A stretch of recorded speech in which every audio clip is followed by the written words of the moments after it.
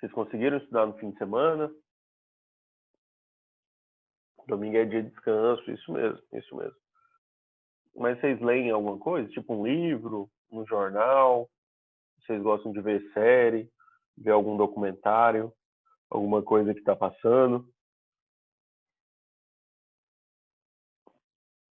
Ah, entendi. A galera tá falando que livro, né? Gosta de ler livro, isso aí. É nóis, tamo junto. Eu descanso vendo jogo de futebol, né? Mas agora praticamente quase não tá tendo. Financeiro. Que canal que é esse, hein, Karen? É um canal que ensina sobre investimento, essas coisas assim?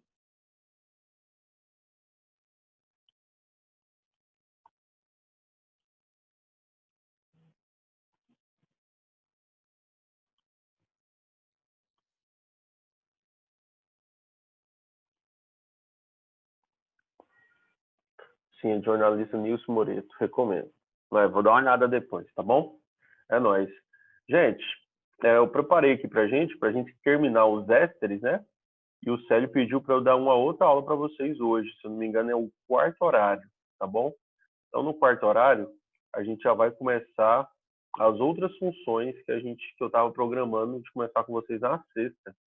Justamente uma função chamada compostos nitrogenados, né? Na verdade, são várias funções, duas principais. Nas últimas aulas, a gente estava resolvendo esses exercícios, né? Falando sobre a reação de esterificação, falando como que funciona esses triésteres, né? Como é que eles fazem uma transesterificação. E aqui, como a gente localiza as funções dentro da química. E aí, se eu não me engano, faltava apenas esse exercício aqui. E esse exercício, a gente fazendo, a gente já entra nas nomenclaturas. Pelo menos eu estava supondo, né? Olha só, o poliácido lático, ou PLA, é um material de interesse tecnológico para um polímero biodegradável e bioabsorvível. O ácido lático, um metabólito comum no organismo humano, é uma matéria-prima para a produção de PLA, de acordo com a equação química simplificada. Que tipo de polímero de condensação é formado nessa reação? Ele está querendo saber justamente a função que é formada, né? Nós temos aqui, ó, nós temos aqui uma parte final de cadeia de ácidos carboxílicos, né? Então, esses ácidos carboxílicos estão aqui, e aqui nós temos um grupo alcoólico. Então, esse grupo alcoólico com esses ácidos carboxílicos pode acontecer uma reação. Mas, em vez de acontecer aqui uma reação intramolecular, ele vai acontecer uma reação intermolecular. Outra molequinha de ácido lático vai estar aqui, ó. Vai estar aqui. E aí, elas vão reagir entre elas. Então, aqui vai ter um CH3 e aqui vai ter um OH. Então, é outra molequinha igual de ácido lático, tá? Então, eu pego esse H mais aqui, ó, esse Hzinho mais, e reajo com esse OH aqui. Então, eles vão sair e vão formar uma coisinha que a gente conhece como água. E essa cadeia aqui, esse oxigênio, ele vai se unir a essa carbonila, fazendo, então, uma cadeia. Como esse OH também vai reagir com outra carboxila, essa carboxila vai reagir com outro OH, vai formar uma série de cadeias, que a gente chama de N, né? É um número muito grande de cadeias. Então, a gente chama isso de polímero. Agora, que função que é essa que um polímero faz, né? Que função que é essa que é trazida desse polímero, já que é uma reação entre um ácido carboxílico e um álcool, mesmo eles estando na mesma estrutura. Essa função aí, ele tem um nome de uma função. Que função que é essa? Justamente um éster. Por quê? Porque nós temos a formação de uma carbonila, oxigênio e uma série de cadeias. Então, essa função vai ser uma função éster. Então, vai ser um poliéster. Por quê? Porque um poli é várias repetições dessa função aqui. Então, a gente chama disso, tá bom? Nós vimos duas questões sobre polímeros, né? Que envolvem os ésteres. Nós vimos isso aí. A Karen está perguntando, professor, se a cadeia ondulada é para indicar planos diferentes? Karen, essa cadeia ondulada é só para te mostrar onde está o CH3. Porque CH3 está aqui em cima, né? Aqui o CH3 está aqui em cima, aqui o CH3 está embaixo. É como se eu invertesse a molécula assim, de cima para baixo. Só te mostrei que eu, vamos dizer assim, eu mudei o ângulo de visualização dessa parte da molécula aqui, ó, que está para baixo. Eu quero te mostrar, é um ponto de referência da cadeia, como se fosse isso. Entendeu? Mas não é nenhuma ligação diferente.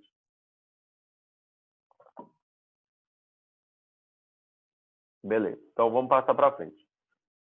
Aqui a gente vai entender a nomenclatura. Percebam que eu coloquei várias questões para vocês verem, identificarem, resolverem tudo o que caiu já de éster no Enem. E esses ésteres, nenhum deles você precisava saber a nomenclatura. Tanto é que a gente resolveu as questões antes de ver as nomenclaturas. Então eu fiz isso de propósito, justamente para você ver a importância que é saber as propriedades, para que é usado, se é ácido ou básico, se é solúvel ou não solúvel. Tudo isso aí que eu falei para vocês. Olha só, a nomenclatura, né, em outros vestibulares cai. Então vocês não vão fazer só o Enem, né? Eu espero que vocês façam outros vestibulares também. Para saber a nomenclatura de éster, é necessário saber que todo éster tem um oxigênio, classificado como heteroátomo. Então nós vamos ter duas estruturas, dois nomes. Todas essas cadeias que são heterogêneas, nós temos que dar dois nomes, né? Por quê? Porque vai ser uma antes do heteroátomo, que vai ser a parte provinda do ácido, né? Onde foi derivada do ácido, uma parte derivada do álcool. Como nós temos duas estruturas para formar uma, então vai ter uma primeira parte e uma segunda parte. Quando a gente via lá sobre os éteres, quando eu tinha éter, a gente dava o nome primeiro da menor cadeia, porque o oxigênio estava separando aquela cadeiazinha ali. Agora, aqui não. Aqui sempre a primeira cadeia é a parte derivada do ácido. Por que é a parte derivada do ácido? Porque ela tem uma carbonila. Então, por ela ter uma carbonila, a gente consegue pôr um ponto de referência ali naquela cadeia, naquela estrutura, para a gente conseguir entender o processo, principalmente de dar o nome nessa estrutura. Por exemplo, ó, o sufixo aqui vai ser uma terminação de sal. E eu quero que você fique bem atento nessa informação que eu vou passar para vocês aqui agora. Para química inorgânica, lá para ácidos, bases, sais e óxidos, os ésteres, eles são um tipo de sais, tá bom? Eles chamam os ésteres de sais covalentes, vamos dizer assim, ou então sais orgânicos covalentes. Por quê? Porque é uma reação onde nós temos um ácido e onde é uma reação onde tem um grupo hidroxila, que é o OH, e esses grupos reagem e formam água no final. Então é como se houvesse uma neutralização. Então eles entendem que é uma terminação de sal, porque é derivado de um ácido. Então todo composto que é derivado de um ácido, para eles é tido como sal. E nesse caso aí, porque houve liberação de água. Então, se houve liberação de água, a ideia é que houve uma neutralização. Então, por isso que a terminação é ato. Por quê? Porque a terminação de álcool, a terminação de ácido é ico. Esse ácido orgânico, né? Tanto é que o próprio nome da função é ácido carboxílico. A terminação ico deriva depois da terminação ato do sal. É igual a gente lembrar daquele negócio que vocês aprendem lá no primeiro ano. Mosquito teimoso, te bato, te pico, te meto no vidrico. Quando você tem um ácido com a terminação hídrico, ele transforma esse sal na terminação eto. Então, por exemplo, ácido clorídrico, ele fica cloreto. Quando a gente tem, por exemplo, uma terminação oso, né, do ácido, tipo ácido sulfuroso, e aqui ele tem um ácido não, né? Ele tem uma terminação ito de sal. Então fica ácido sulfuroso, depois ele fica apenas sulfito. E quando nós temos o átomo pro sal, é porque nós tínhamos o ico no ácido. Então, por exemplo, ácido sulfúrico, então a terminação dele é ato. Então nós temos isso aqui, ó. mosquito, teimoso, te bato, te pico, te meto no vidrico. Isso aqui era uma coisinha que ajuda a gente a lembrar, né? Então, esse caso aqui é ico, então ele vai passar a ser ato. E a parte derivada do álcool é uma parte que a gente vai ter um sufixo ila, mas também você pode usar iu, porque é uma terminação de ramificação. A segunda parte da cadeia, então, vai ser trabalhada e ser considerada como uma ramificação.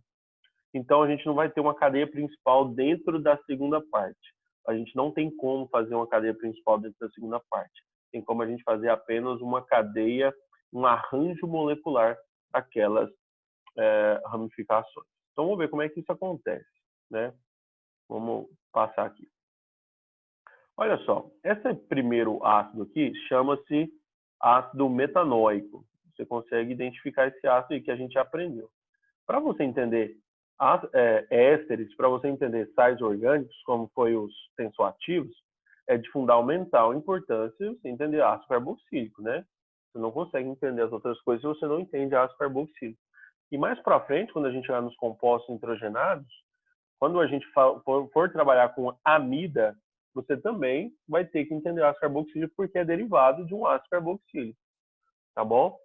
Então, olha só, nós temos um ácido metanóico e aqui nós temos um metanol. Então, nós temos a parte do álcool e nós temos o ácido. Aqui, a gente sabe que, quando a gente reparte aqui no meio, a gente sabe que a parte que tem a carbonila, isso aqui é derivado do ácido, né? Então, aqui é derivado do ácido. Enquanto aqui, a outra parte é derivada justamente do álcool. Então, a gente consegue identificar dentro do éster a parte que foi derivada do ácido e a parte que foi derivada do álcool. Como aqui eu tenho apenas um carbono, então eu vou dar um nome para apenas um carbono. Eu tiro esse íco aqui, tá bom? Tiro esse ácido, tiro o íco e coloco ato. E aqui eu tiro o an e o ol e coloco ila, ou então coloco il. Nos ésteres, normalmente é colocado il. Desculpa, nos ésteres normalmente é colocado ila e não il, tá bom? Então vamos ver como é que funciona isso aqui.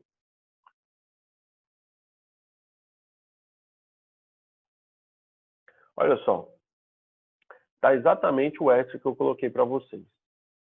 E esse éster aqui, ó, metano, eu tirei apenas o ico, tirei esse acento, né? E coloquei o ato. Então fica metanoato de segunda cadeia, metila. Você poderia falar metanoato de metil, não tem problema, tá bom? Mas se você quiser colocar, o normal é colocar o ila no final para essa. Esse é só um uso convencional. Agora perceba o seguinte, ó, eu coloquei um ozinho preto aqui. O que significa esse ozinho aqui? Alguém sabe dizer?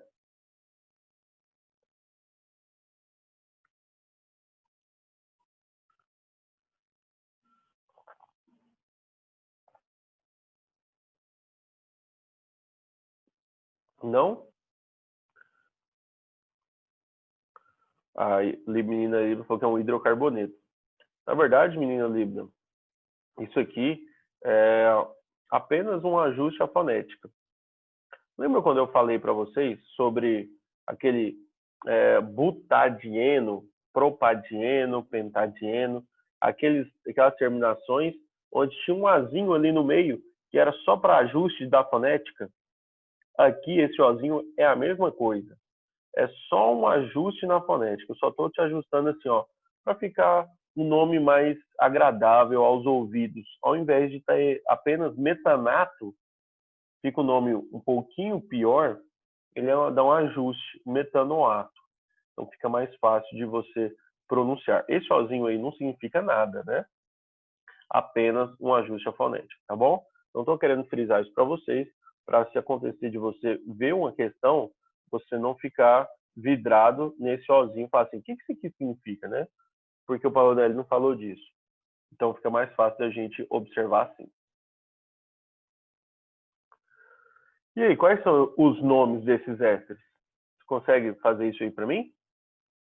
Vocês conseguem fazer como exercícios para mim? Como é que são os nomes desses ésteres? onde é a parte provinda do ácido e onde é a parte provinda do álcool, lembra, faz o corte nesse oxigênio, que é o heteroácido. A parte que vem a carbonila é provinda do ácido. A outra parte, ela deriva do álcool. Então, nós temos aqui, ó, 3 carboninhos que é provindo do ácido e 2 carboninhos que é provindo do álcool. Como é que é o nome desse éster? Vai, fala comigo aí. Quero escutar. Quero escutar e quero ler, vai. Karen falou etanoato de metila e o Jefferson falou propanoato de etila.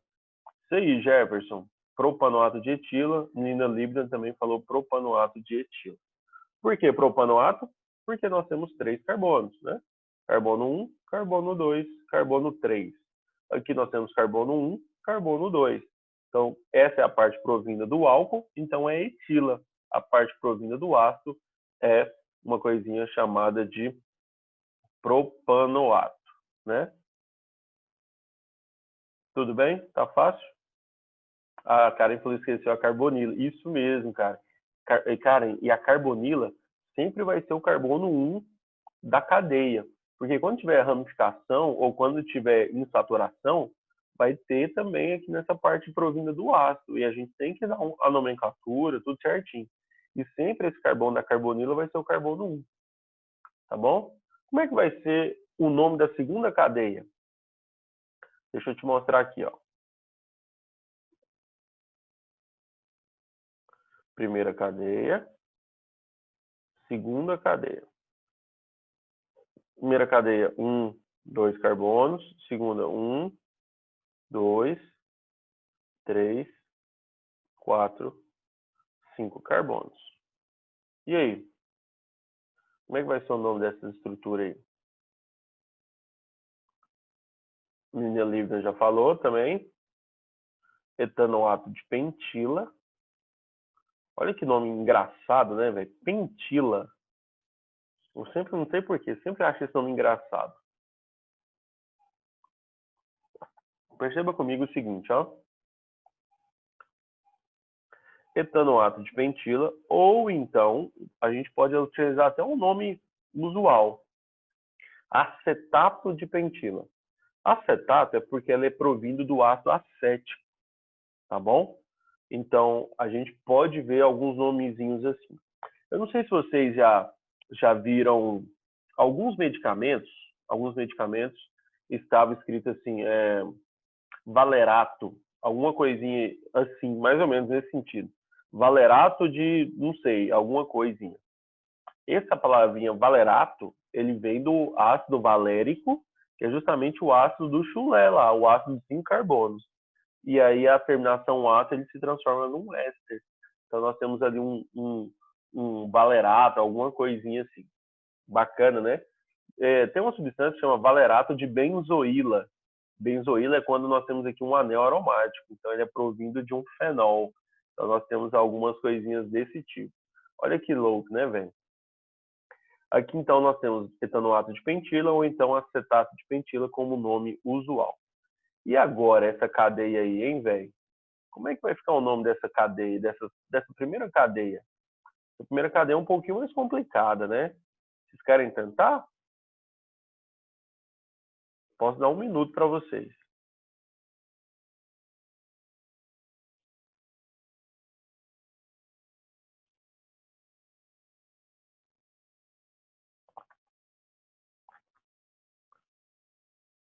E aí?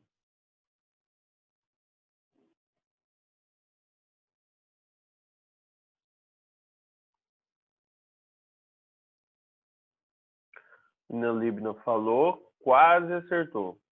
Quase. Quase acertou.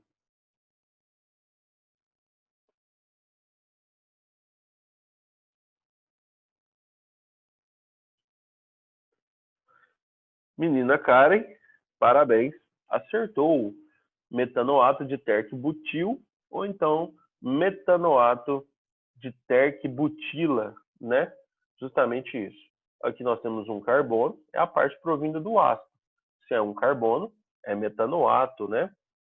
Se nós temos aqui 4 carbonos, a gente vai ter uma ideia de but, né? Justamente isso, porque são 4 carbonos. E esse carboninho que está interligando tudo é um carboninho terciário. Então fica metanoato de terc-butila, justamente porque ele é provindo do álcool, né? Então o primeiro nome da estrutura aí, dessa primeira estrutura, é chamado de metanoato de terc-butila, ou então terc-butil. A menina Libna está perguntando, professor, nos poliésteres, cada núcleo que se repete é um monômero? Depende, menina Libna. É um monômero quando nós temos ali polímero de adição. Quando é polímero de adição, é repetição da mesma cadeia. É como uma cadeia, ela vai quebrando a sua ligação π e aí vai rompendo e formando uma série de cadeias saturadas. Quando é um polímero de poliéster, normalmente é um polímero de condensação. Então é diferente, a gente não tem um monômero, a gente tem uma reação, onde nós temos duas estruturas diferentes. O monômero é quando ele reage com outra substância igual a dele. E quando nós temos um polímero igual, eu falei para você do ácido lático ali na questão atrás, onde nós temos uma hidroxila e ao mesmo tempo um ácido carboxílico, e acontece uma reação, isso é chamado de copolímero. Também é um tipo de polímero de condensação e não de adição, como é o caso dos monômeros, tá bom? Mas a gente vai chegar lá e eu vou te mostrar vários polímeros que a gente tem uso no dia a dia e que eu também gosto de cobrar, principalmente esses componentes. Agora, olha essa cadeia de baixo aí. Além disso, além dessa cadeia de baixo aí, eu sei que algumas pessoas já estão tentando, mas eu quero adicionar um elemento a mais, tá bom? Eu quero adicionar uma coisinha a mais. Quero adicionar uma ramificação aqui a mais, tá bom? Deixa eu fazer certinho. Fazer uma ramificação etil e aqui uma ramificação metil, tá bom? Eu só queria colocar isso aí a mais só para complicar um pouquinho e o nosso nome ficar um pouquinho diferente. É porque eu não achei uma cadeia desse jeito aqui ramificado, mas eu sei que tem. Então eu queria saber como é que ficaria o nome, tá bom?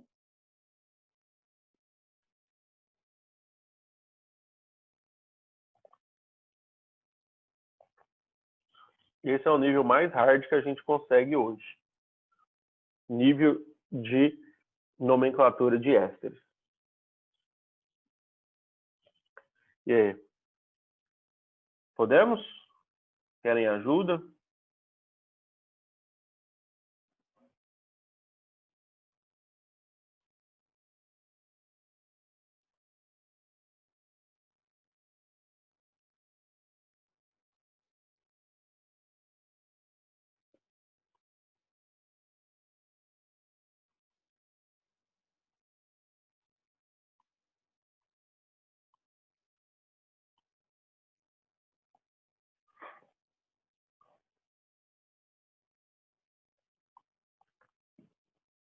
E aí, pode fazer ou vocês estão tentando ainda?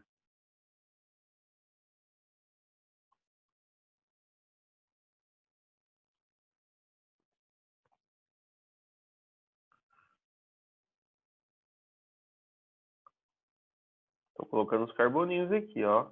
Top. Menina Libna, deu uma resposta ali. Vamos ver se está certo ou errado.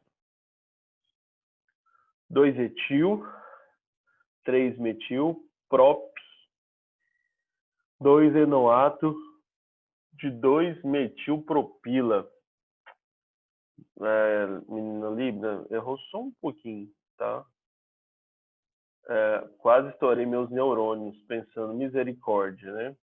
O Jefferson falou 2-etil, 3-metil, but 2-enoato de isobutila. Parabéns, Jefferson. Você é o cara, tá? Você é o cara. Olha só, mano. Vira só. Esse aqui é o carbono 1. Esse aqui é o carbono 2. Esse aqui é o carbono 3. E esse aqui é o carbono 4. Aqui nós temos um arranjo molecular, né? A gente não coloca a cadeia principal aqui. Então nós temos um arranjo molecular que acontece uma bifurcação, só que no arranjo temos 4 carbonos. Então o nome disso aqui a gente conhece como isobutila. Agora, aqui nós temos a ramificação etil. E aqui nós temos a ramificação metil.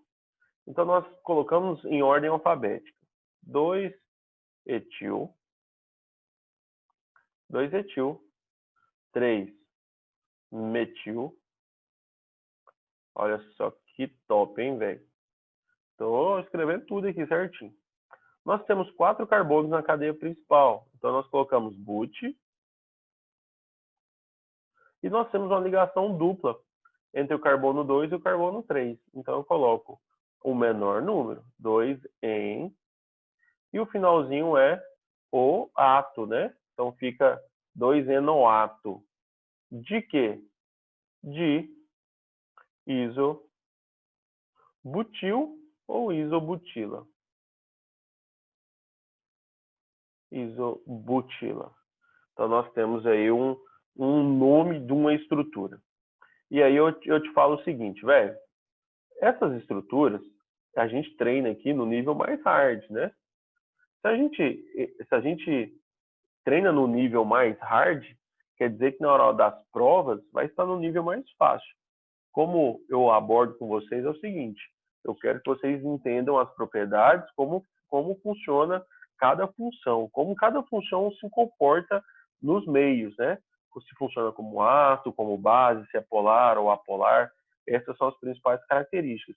Mas também os principais usos, pode ser usado como polímero, se é usado como flavorizante, se é utilizado num perfume, se é utilizado como solvente, se é utilizado como várias outras indicativos de reação.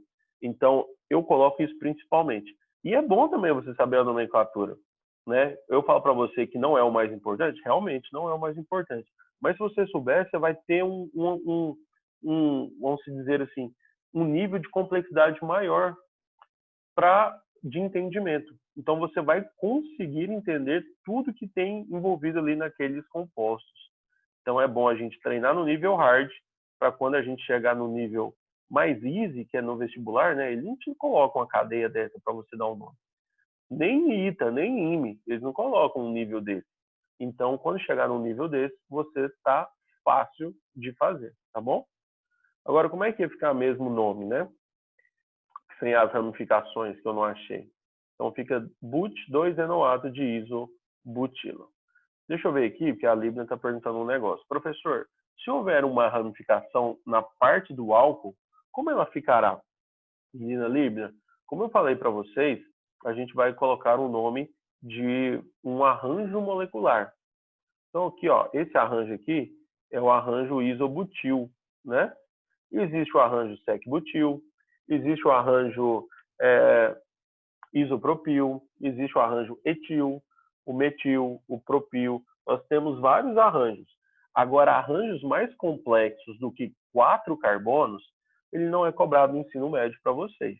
Então, ele é cobrado, por exemplo, a nível universitário. Se a gente for falar, por exemplo, um isopentil, neopentila, isoamil, isso são alguns arranjos moleculares que são acima de 4 carbonos. Às vezes alguns são 5, às vezes alguns são 6. Para ser acima de 4 carbonos, tem que ser igual eu coloquei no exemplo passado. Pentila, apenas uma cadeia reta, sem nenhuma diferença no arranjo. E aí isso pode cair para vocês. Mas tirando isso não cai. E aí seriam ésteres de alta complexidade. E ésteres de alta complexidade a gente não estuda no ensino médio e nem cai no vestibular. Tá bom? Então, no máximo que vai cair para vocês é um arranjo de 4 carbonos. Vocês lembram o nome dos arranjos de 4 carbonos? Que é N-butil, temos o isobutil, que é justamente esse aí, nós temos o sec-pentil e nós temos o terc-butil, que é justamente o que está em cima aí, tá bom? Então, nós temos esses arranjos moleculares de 4 carbonos. Os de 3 carbonos a gente já conhece, né? Que é o propil e o isopropil. E de um carbono não tem outro arranjo a não ser met, e não temos outro arranjo de 2 carbonos a não ser et. Então, nós temos essas terminações para a gente aí. Beleza? Então, aqui nós finalizamos os nossos ésteres. Aqui nós finalizamos essa matéria. E a próxima que a gente vai aprender é justamente nós vamos ver os compostos nitrogenados. Os compostos nitrogenados são justamente alguns bem legais aqui, onde a gente vai ver um pouquinho do Heisenberg, vamos ver, né, da série do Breaking Bad, do Julius aqui, né? A gente vai entender um pouquinho já na próxima aula, hoje, na quarta aula, como é que funciona o nitrogênio, como que ele foi descoberto, quais são as características, eletronegatividade, a amônia, o uso da amônia dentro da química orgânica. Então a gente vai aprender um pouquinho mais sobre essas estruturas, tá bom? Então é isso, gente.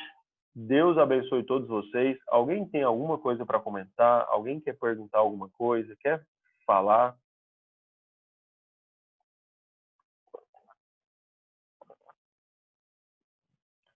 Zena Karen tá tudo ok.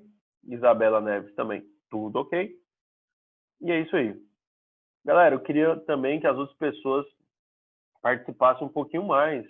Igual o Felipe, né? Fazendo tempo que eu não falo com o Felipe Augusto, Letícia Ferlin, Matheus Antônio, Jefferson, Nicole, a Caritas, né?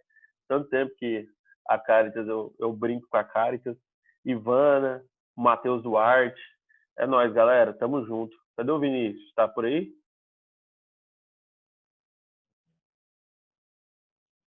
O Vinícius tá por aí? Júlia Lamounier, Júlia Porto. É nóis, gente. Então, falou. Até agorinha, tá? Quarto horário é nóis. Valeu!